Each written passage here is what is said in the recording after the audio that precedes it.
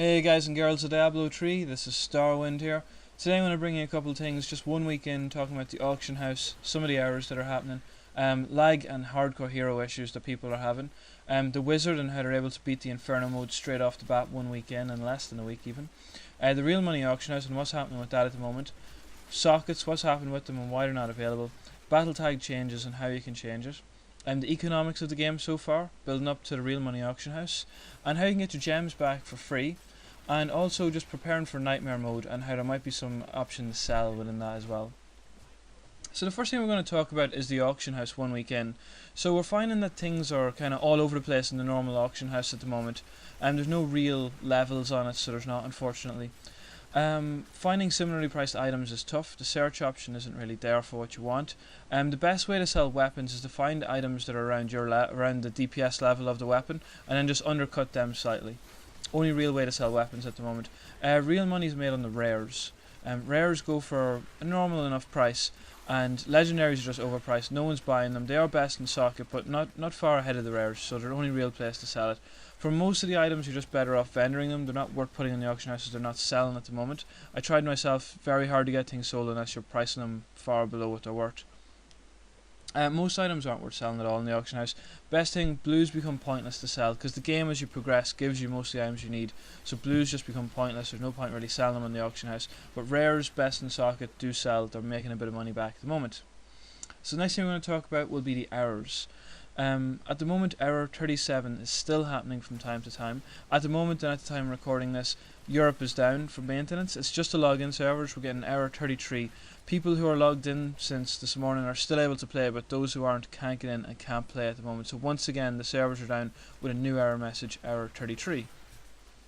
So hopefully that error will be fixed pretty shortly and we can all get back in.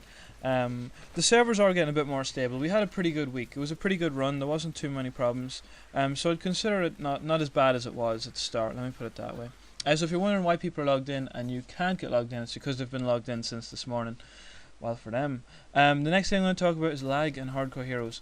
Lag is a major issue on the servers at the moment. Along with all the errors, it's really making the game unplayable at times. At times you're swinging your sword or swinging your weapons and you're not hitting anything, it's just bypassing them, and that's got to do with the lag.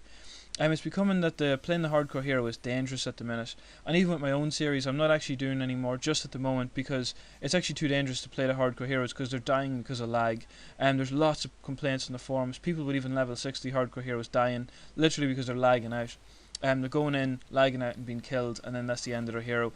It's a bit of a joke that it's like that because, you know, hardcore hero, a lot of time put into them. With all the complaining on the forums, I'm surprised it's even been allowed to carry on. Maybe that is what the maintenance is for today. The main thing is if you are playing a hardcore hero, watch for stuttering when you enter a zone. If you're stuttering, you're in a bad server, get straight out and leave it and then go back in. Stuttering means that something will happen or the server might crash or something like that, so get out of that area as quickly as you can. The next thing is wizards.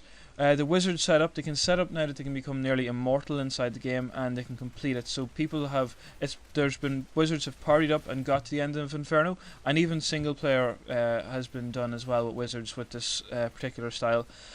Blizzard are going to patch it so it isn't available like that anymore.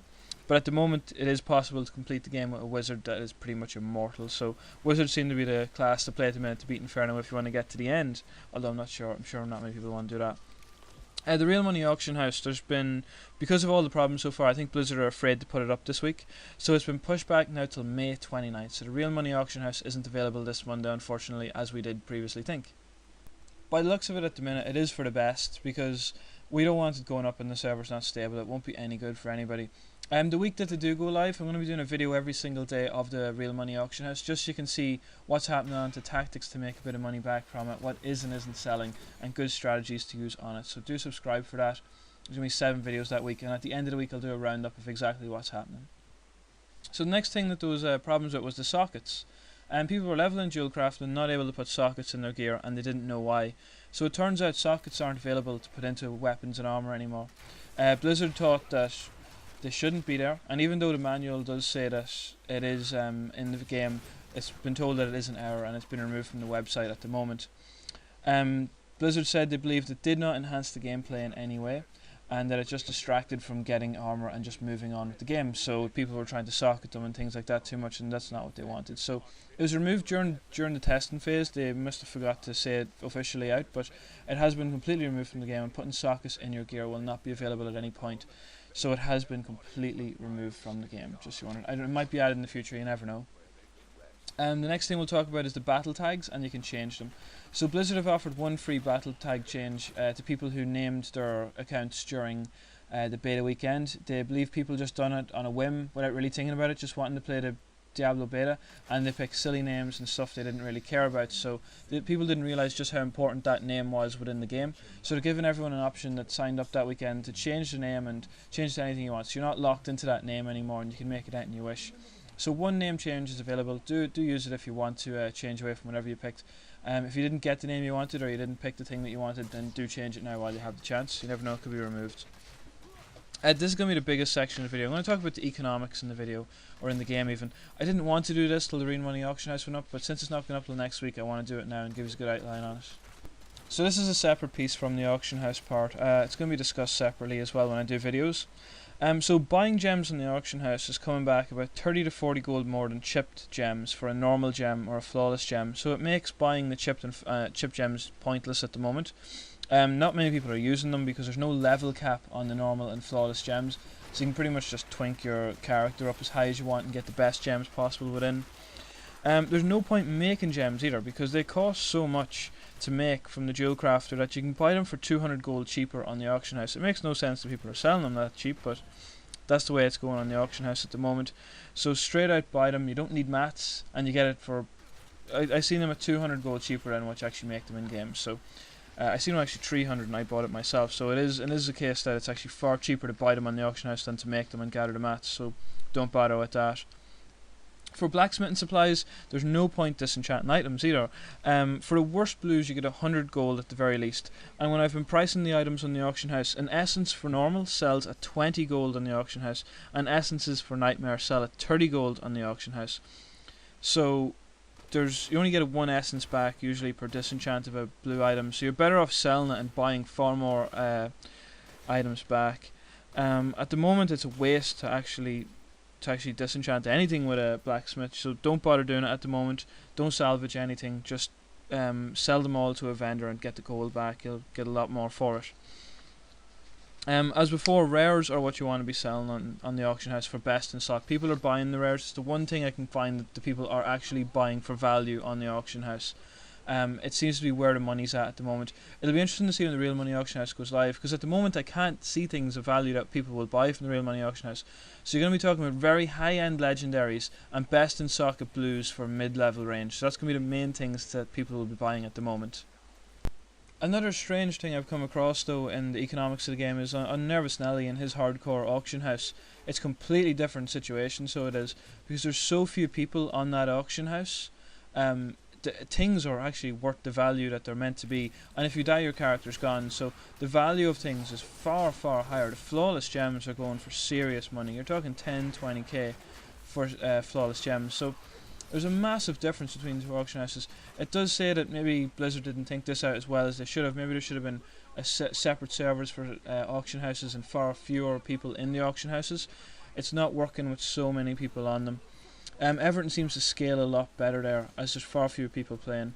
There needs to be a method implemented to lower the supply on the auction house and make salvaging more worthwhile, because at the moment it's not, and making gems isn't worthwhile. So they've cut out all the money making schemes I suppose they had within the game with the way the game plays. Maybe if they'd done things like not every salvage gives you mats, then they'd be worth more, and level requirements in gems. Everyone's complaining about this in the forums. Why didn't they level requirement gems? It should have been done, it wasn't.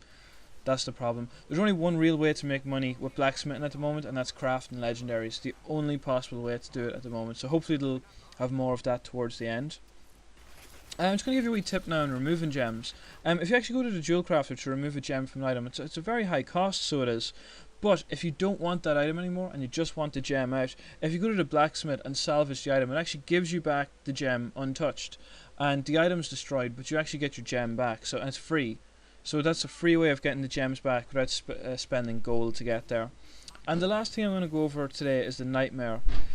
So nightmare mode, and when you're moving from normal to nightmare, because when I was playing normal, I was going through the whole thing, DPS, DPS, DPS, building up my DPS constantly, but when you get into the nightmare mode, it actually changes a lot, so it doesn't. You gotta change how you play.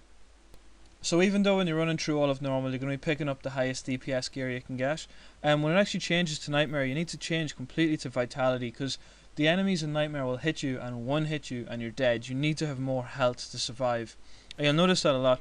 Now, this is the real thing that's at the end of this video for money making. People don't realize this when they're playing it. So if you made it to this point in the video, you're actually going to learn one of the biggest secrets to making money in the game is that it's the in-between areas where people don't have the right gear.